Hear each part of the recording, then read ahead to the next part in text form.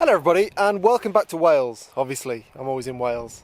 Today's mission is to go up this mountain in the background here. I don't know if you can see it, but it's continually covered in cloud.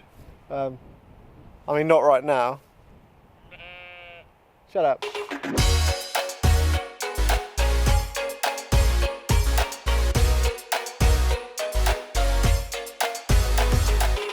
Yeah, I've been here about half an hour and mostly it's covered in cloud, which makes me wonder whether it's worthwhile going up there, given that I only want to go up there for views of these mountains, which I've done videos from before. So, what I've decided to do is wait another half an hour or so, see if the cloud clears up, and in the meantime, I'm going to talk a little bit about my camera settings, which I think is probably the most requested video, which I haven't done yet. Also, before I do that, this video is sponsored by Squarespace, so if you need a website, an online store, or a domain, go to squarespace.com/James for 10% off your first purchase.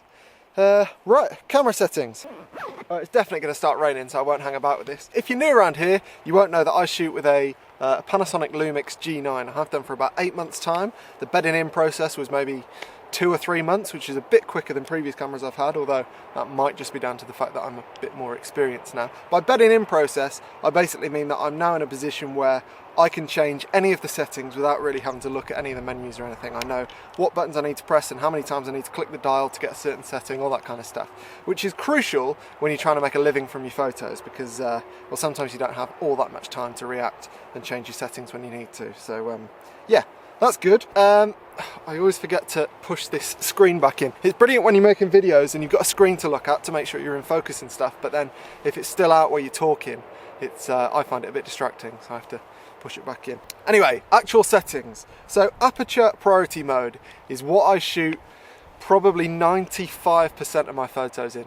I say 95, probably 99% of my photos in. And the reason for that is that aperture is what I always have a preference over. I don't often care really what my shutter speed is, it's always the aperture that I want to choose. Now obviously it's important that I have a shutter speed which is fast enough to get a sharp shot, particularly because I shoot most of my images handheld. If you've been watching this channel for a while, you might know that I despise tripods. So given that's the case, I do have to keep an eye on shutter speed when the light gets low, for example.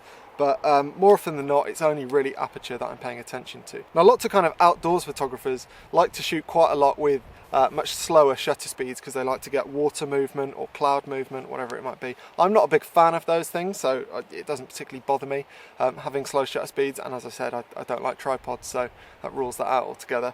So yeah, overall, 99% of the time, I'm in aperture priority mode. ISO, I'm always in ISO 200. I say always, the vast majority of the time I'm in ISO 200. I know a lot of people, a lot of other photographers who really love auto ISO, and I get it, I get that that's really convenient for a lot of people.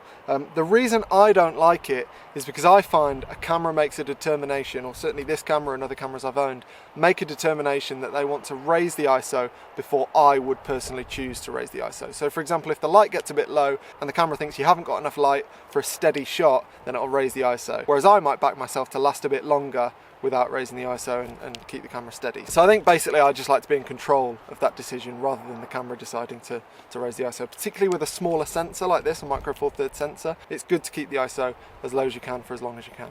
What else? White balance. So on this camera, this is predominantly a stills camera for me, and therefore I just use auto white balance. I shoot everything in RAW, so if the camera gets it wrong, then I can change it in post, it's not a big deal, but I prefer to just have it in auto rather than having to kind of always think about it myself. The G80, which I'm filming this on, is completely different because that primarily is a video camera. And auto white balance with video is an absolute nightmare because it'll change during the clip sometimes. And if you don't want that, it's really difficult to fix in post, so I just don't like that at all. So I set that manually for video, but for stills I just keep it on auto because I'm shooting RAW. To be honest, I probably could shoot JPEG and get away with it 99% of the time. I don't do super heavy editing with many of my photos, so I think that would be fine for the majority of the time. But I mean, I've got 128 gig cards in this camera, and that gives me enough for about 5,000 photos while duplicating each of the images to each card. So I mean, I never shoot more than 5,000 images in a day, I don't think, so it's fine to just shoot RAW. Focusing, so I just use one area focusing because Primarily, I'm not really shooting all that much stuff that requires tracking for autofocus. More often than not, I can just focus on a single thing, and even if that thing's moving in the frame, then I know about it ahead of time so I can pre-focus in a certain spot. So yeah, just having a single area autofocus is brilliant for me, and certainly on this camera with this brilliant joystick, I can move around my focus point in the frame really quickly and easily. I also use back button focusing. I always have used back button focusing. I think back button focusing is brilliant for anybody who shoots primarily outdoors. Just need to check the exposure because the sun's come out. Am I still okay? Yes. And the reason for that is that when you're outdoors, sometimes it can be harder to half press to get you focused before you take a shot. And that's because you might have gloves on, your fingers might be numb from the cold, it might be windy and you might not be able to get a sense of all kinds of stuff. But certainly with a camera like this, I mean the shutter button on this, the G9, is probably the only thing I don't like about the camera because it's super light. So it's difficult to get a half press, particularly when you're outdoors, and therefore I use this button here to focus, which means I can give it a full press, it focuses, and then I don't have to worry about half pressing the shutter. I find that when I don't back button focus on this camera, quite often I'm taking loads of shots which I don't mean to, just when I'm trying to focus. So yeah, if you've never tried back button focusing, I'd urge you to give it a go because it does make a difference. Metering, I always use center weighted metering, and that's pretty much just because most of the time I want my exposure reading to be judged based on what's in roughly the middle of the frame. What I will say though is that I have this back dial here that is set for exposure compensation, and probably 40 to 50% of the time when I'm framing up a shot and the camera's done the metering and given me an exposure it's happy with, I end up changing that exposure just because I want something lighter or darker. So metering in some senses probably doesn't matter all that much because a lot of the time I end up changing what the camera wants anyway. So yeah, really handy having that back dial set to exposure compensation, I think. This front dial here, and I mean I'm keen for this video to not be a video about the G9, but I mean I'm sure you can set a custom button on another camera to do this, but I have this dial set for bracketing, so one of the modes is off and one of the modes is on for exposure bracketing. So basically if I'm in a scene of really high contrast, kind of like today to be honest, if the sun came out and I was trying to shoot something with a really bright sky and really dark shadows, I'd just flick this switch to get exposure bracketing on, and then the camera would take a photo, one stop underexposed, one stop overexposed, and one stop in the middle, and then I can choose how I combine them in post just to get the most detail out of images. I exposure bracket probably a lot. I don't know if I could put a percentage on it, but typically I shoot in places of quite high contrast. So this camera is great for that because it can take the photos really quickly. So that means that in good light, I can take 3 exposures really, really quickly, and there's probably not much movement of the camera or the elements either. So that's pretty good. I brought some notes in case I forgot anything. Oh yeah, composition lines. So on, well, DSLRs as well actually. I was going to say only on mirrorless cameras, but I think a lot of DSLRs that I've had it as well. I basically have composition lines set up on this camera. Can't really see them at the moment because the thing's on. But if you follow this channel for a while, you'll probably know that I'm quite a big fan of the rule of thirds. That's probably the composition rule or guide that I use the most, and having the lines set up on the grid just really helped me compose a lot of the time. I also have the leveler set up on my camera, which is I think one of the biggest advantages of a mirrorless camera, and I have that for 2 reasons. The first is it makes you feel like a fighter pilot, which I quite like, and the second is that I have a tendency to not hold my camera straight. Don't know why, particularly in portrait mode I end up holding the camera a bit like that, so having the leveler on just means that I do that less and therefore have to crop less in post because I've got wonky images. Oh yeah, and also aspect ratio. Probably won't surprise you to hear that most of the time, unless I'm shooting like a thumbnail or something, I'll always have my aspect ratio set to 4:3.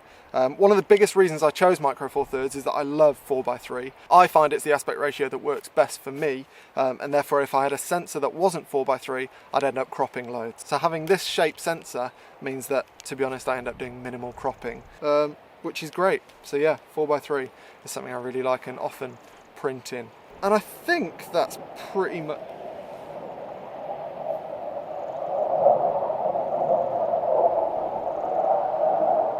and I think that's pretty much everything.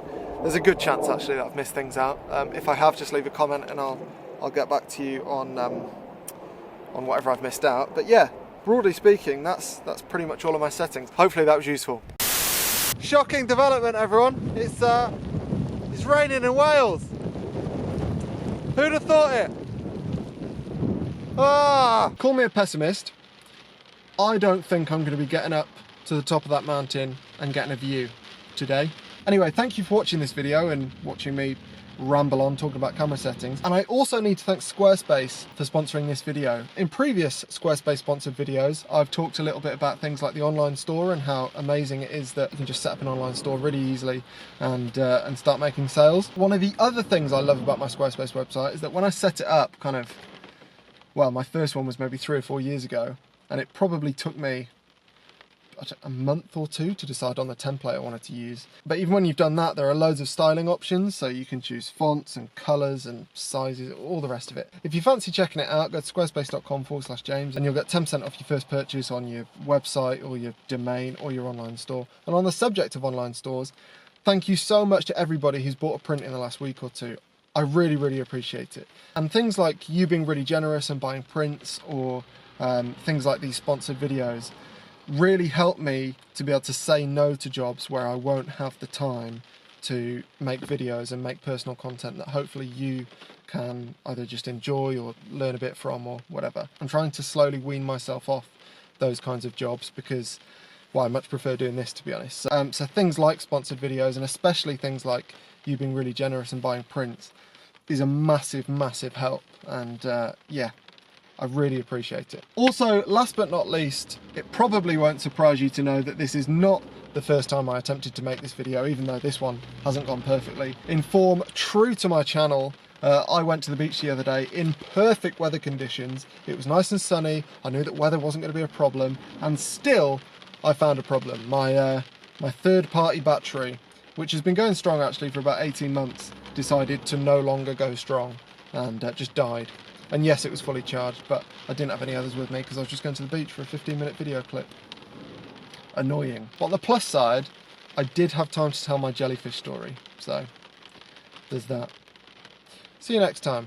Anyway, as you can probably tell, I'm at the beach. I've got no idea why I chose this beach. I've got bad memories of this beach because when I was little, I say little, 15, I was stung by a jellyfish. Now, everyone knows that being stung by a jellyfish really hurts, but this one was on a mission. So basically, it like grabbed my arm, and you know when you have your blood pressure taken, the thing just squeezes down onto your arm. This jellyfish did that, and then slowly released its venom into me. And I could feel it going through all of my body. It was horrible. I had to go to hospital. I was on steroids for 3 days. So, yeah, good to be back.